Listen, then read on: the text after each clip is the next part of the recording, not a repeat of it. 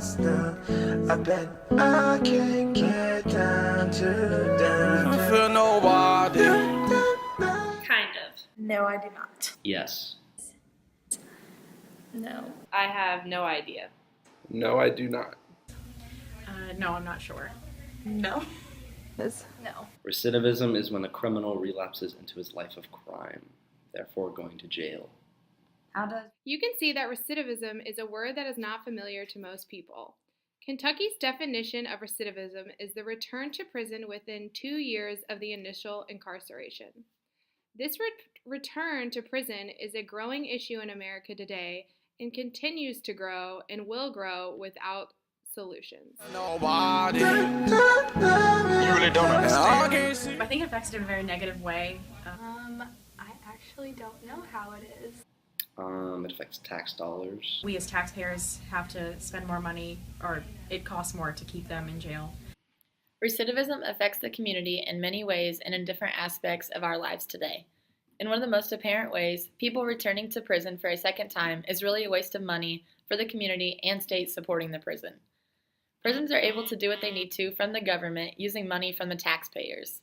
A study recently done by the Kentucky Department of Corrections stated that there was $272.5 million spent in prison expenses. Recidivism affects the community by making it more dangerous. Outside of those expenses, there was also $39.2 million spent that was not granted within the budget, but still a cost nonetheless.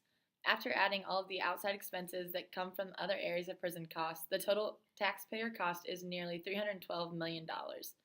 Logically, the more inmates there are, the more there is need for money. If people are going to prison and not actually getting reformed and learning from their original crime, what is the money really being used for? Money is not being properly managed, and it is something that has to be taken care of. The second major effect of recidivism on the community is safety. People are not going to feel safe when people are let out of prisons and committing the same crimes that they originally were in trouble for. This is a problem that we can solve and we must solve. Can't compete with nobody. Not a lot. No. Find programs that work. And better reform criminals. No. I think any kind of like after school program for juveniles specifically, I think any kind of like after school program that you could start that would keep them kind of off the streets. Maybe those prisoners be monitored more by like having someone that like watches out for them in like the legal system. That way they're not getting as much trouble. I know why.